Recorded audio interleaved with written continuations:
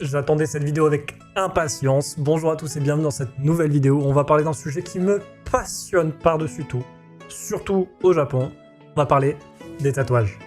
On va voir ensemble toute l'histoire du tatouage au Japon, comment c'est né, qui en a eu, parce que non, il n'y a pas que les criminels qui en ont eu, ou les malfaiteurs, mais il y a eu beaucoup de monde. Donc on va voir tout ça, toute l'histoire du tatouage au Japon.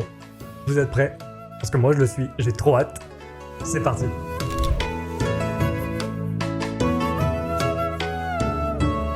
Alors, comme je disais, non, c'est pas que les criminels ou les yakuza qui ont été tatoués dans l'histoire du Japon. Ça a été beaucoup de monde, plus qu'on ne le pense. Et surtout, c'était un art à proprement parler. C'était une culture, une forme d'expression.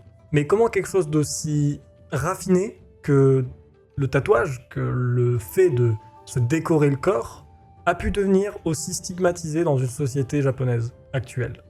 Les premières traces de tatouage au Japon, elles remontent à plus de 2000 ans. Les chroniques chinoises parlent de peuples de l'archipel, comme de gens qui ornaient leur corps de motifs, pas pour choquer, mais pour protéger. À l'époque Jomon puis Yayoi, le tatouage semblait vraiment avoir une fonction spirituelle, identitaire ou même parfois magique. On tatouait pour éloigner les mauvais esprits avec des sceaux sacrés ou des marques d'appartenance à un clan ou même pour se protéger pendant des activités maritimes. Il y a même certains peuples, notamment les proches des Ainu, dont on a fait une vidéo que je vous mets juste ici.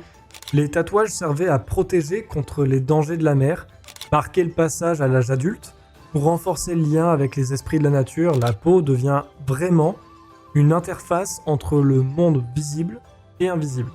Le tatouage, c'est pas joli, c'est utile. Et puis un jour, le regard change. À partir de certaines périodes, notamment sous le système juridique plus strict, le tatouage devient un outil de châtiment. On tatoue les criminels, pas des œuvres d'art, loin de là, mais des symboles gravés sur le front, un trait sur le bras, une lettre. Un tatouage que tu peux pas enlever, un tatouage qui dit à tout le monde, cet homme a fauté. Et c'est là que la fracture commence. D'un côté, le tatouage sacré, protecteur, identitaire, et de l'autre, le tatouage comme marque de honte sociale. Et cette dualité, elle va vraiment marquer toute l'histoire japonaise.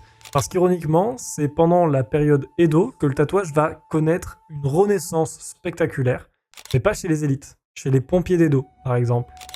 Des hommes qui affrontaient le feu, presque à main nue, qui risquaient leur vie au quotidien et qui se tatouaient le corps entier.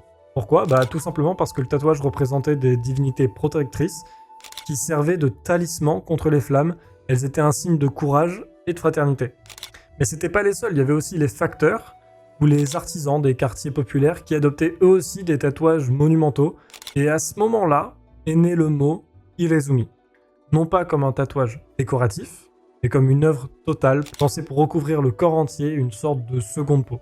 À cette époque, le Japon vit vraiment sous des règles sociales hyper strictes, qui n'avaient pas le droit, pour les classes inférieures, de montrer le moindre signe de richesse avec des vêtements ou avec des bijoux. C'était totalement interdit et surtout punissable.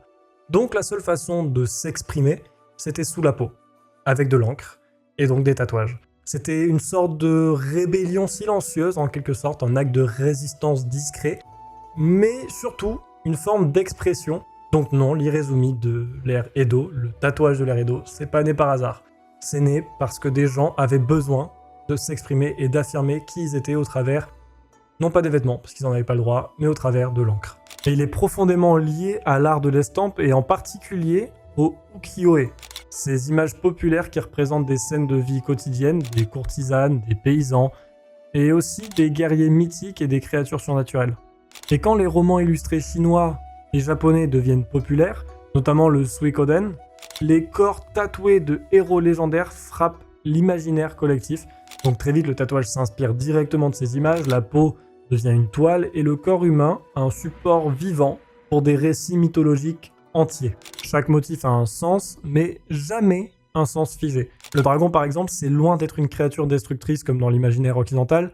Au Japon, au contraire, il incarne la sagesse, la maîtrise des éléments, la protection et la puissance contenue. Se faire tatouer un dragon, c'est afficher un idéal de force contrôlée, une autorité morale plus que brutale et aveugle. Pour la carpe, par exemple, elle représente une persévérance.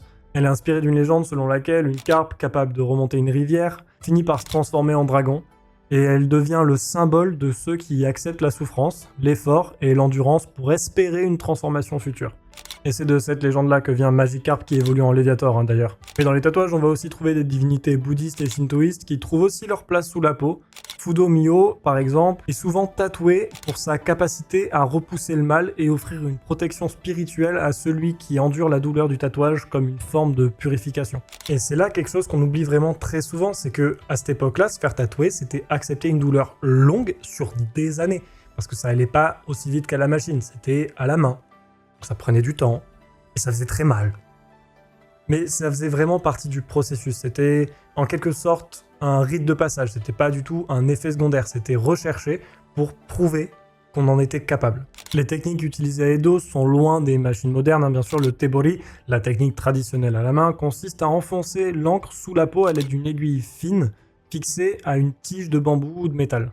Un irezumi complet, pour vous donner une idée, ça se fait pas en quelques semaines, ça se fait sur plusieurs années, parfois une décennie entière, voire plus. Et d'ailleurs, ça crée une relation entre le tatoueur et la personne tatouée qui est quand même basée sur la confiance, la patience et la résistance à la douleur. Mais le truc, c'est que cette expression artistique, aussi belle soit-elle, va commencer à attirer des regards un peu plus durs, un regard méfiant, un regard politique. Parce que dans une société où tout le monde doit rester à sa place, tout le monde ne doit pas faire de vagues et où l'uniformité c'est vraiment la clé, l'irezumi, c'est une forme d'expression, comme on a dit, c'est une forme de personnalisation de son propre corps, donc une forme de « je montre mon identité aux autres, je me sors un peu du lot ». Et ça, c'est quelque chose qui plaît pas du tout dans une société où tout le monde doit être conformé. Donc forcément, l'irezumi, le tatouage japonais intégral, va commencer à être de plus en plus mal vu. Le tatouage a arrêté d'être vu comme une tradition populaire, mais plus associé à de la marginalité. Et il y a une vieille tradition que le Japon a dépoussiérée pour aider à ça, c'est le fait de tatouer les criminels, soit avec une barre sur la joue, sur le front, ou avec un mot ou un nombre écrit quelque part sur eux de façon visible. Parce que le truc, c'est qu'un criminel peut changer son nom, son identité, mais par contre, il peut pas vraiment changer son corps. Et à cette époque-là, il n'y avait pas les lasers pour détatouer. Donc, c'était un marquage à vie que tout le monde verrait, et que tout le monde se rendrait compte qu'on a fait quelque chose qui n'est pas dans le moule. Le véritable coup de grâce, il arrive avec la restauration Meiji. À la fin du 19e siècle, le Japon veut se transformer, il veut apparaître comme une nation moderne, civilisée, digne de rivaliser avec les puissances occidentales. Et tout ce qui pourrait rappeler une image jugée primitive, archaïque, devient littéralement une gênance. Et les tatouages, ça en fait partie. Les dirigeants japonais qui sont obsédés par la manière dont le pays est perçu à l'étranger décident d'interdire purement et simplement le tatouage, non pas parce qu'il est dangereux, mais parce qu'il est jugé honteux aux yeux du monde occidental. Alors la plupart des occidentaux trouvent ça magnifique, et c'est là d'ailleurs l'ironie. Nous on trouve ça beau, eux ça les gêne. Mais à partir de là, le tatouage disparaît officiellement, mais il meurt pas, il s'enfonce dans l'ombre. Quand une pratique devient mal vue, elle attire ceux qui vivent déjà en marge, les travailleurs exclus, les joueurs, les contrebandiers, et bientôt, les groupes criminels organisés vont s'approprier le tatouage comme un symbole d'appartenance, et se faire tatouer devient un acte de délit, quasiment. En tout cas, c'est vu comme ça aux yeux de la société. C'est un moyen de dire clairement qu'on refuse les règles imposées par la société dominante. Et c'est dans ce contexte-là que les premiers groupes qui formeront plus tard les Yakuza adoptent l'irezumi. Le tatouage n'est pas encore une obligation dans l'organisation, mais il devient un langage interne, une marque de loyauté, de courage et d'endurance. Un homme prêt à couvrir son corps de tatouage, c'est un homme prêt à souffrir. Et dans ces milieux-là, la souffrance, c'est quand même monnaie courante. Donc avec le temps, l'association entre tatouage et criminalité devient presque automatique dans l'esprit du public japonais. Et peu importe que les pompiers d'Edo pouvaient en avoir, ça a été quasiment oublié, effacé par la criminalité des Yakuza. C'est vraiment l'image qui s'impose. Un corps tatoué devient un corps dangereux, un corps à éviter, un corps à exclure. Ce mythe, à travers des décennies, se renforce avec le cinéma, les médias et surtout les lois anti-gang, anti-yakuza, jusqu'à devenir un réflexe presque inconscient dans la société japonaise moderne. Et c'est là que le paradoxe, il est vraiment total, parce que pendant que le Japon se met à avoir peur de ces tatouages, avoir peur de cet art, le reste du monde se met à l'admirer, se met à l'imiter, hein, voilà, j'en suis la preuve, et surtout à le sacraliser comme l'un des plus beaux arts corporels jamais créés. Mais le truc, c'est qu'au Japon, être tatoué, être un corps tatoué, c'est être un corps à part. On est marginalisé. Et surtout, le tatouage au Japon, même quand on y pense aujourd'hui, hein, quand on parle de tatouage au Japon, la première image qu'on a tous, c'est les Yakuza. Cette image, elle est vraiment ancrée dans la philosophie et surtout dans la mémoire japonaise, et même internationale. C'est quelque chose qui est devenu très marqué que les personnes tatouées au Japon, qui ont des Irezumi complets, sont les Yakuza, sont des criminels. Mais pourtant, c'est pas le cas. Historiquement, ça n'a jamais été que pour eux. Mais c'est quelque chose qui s'est ancré dans la culture. Dès qu'on voit quelqu'un, un japonais avec un Irezumi complet, ça inspire un peu la peur. Chez les Yakuza, se faire tatouer, c'est pas simplement un ornement, c'est une épreuve. Une déclaration silencieuse, une forme d'engagement envers le groupe. Chaque dessin, chaque motif est choisi avec soin et surtout pas forcément par la personne qui le porte. Il porte une signification précise, la loyauté, le courage, l'endurance face à la douleur et surtout la fidélité à son clan. C'est rare de voir un Yakuza exhiber fièrement son corps tatoué dans un contexte public. Les tatouages, aussi magnifiques qu'ils puissent être, c'est très stigmatisé et ça limite vachement leurs déplacements et leurs loisirs dans leur vie sociale. Mais le rejet social lié au fait d'être tatoué continue à toucher tout le monde, que ce soit Yakuza ou non. La preuve en est, quand j'ai été au Japon, il y a certains onsen, certains bains publics que je n'ai pas pu faire. Certains temples, j'ai dû me couvrir. Certains endroits où on m'a demandé de cacher mes tatouages. C'est compliqué dans mon cas. Quand on a des petits, ça va. Mais dès qu'on se met à avoir des Irezumi, donc des tatouages complets, et encore j'en suis très loin, on est exclu. Il y a certains endroits où on ne peut pas aller, certains endroits où on nous regarde un peu bizarrement. Et ça, d'autant plus quand on est japonais. Je ne le suis pas, donc là je parle de mon expérience, mais ça se voit, je l'ai remarqué.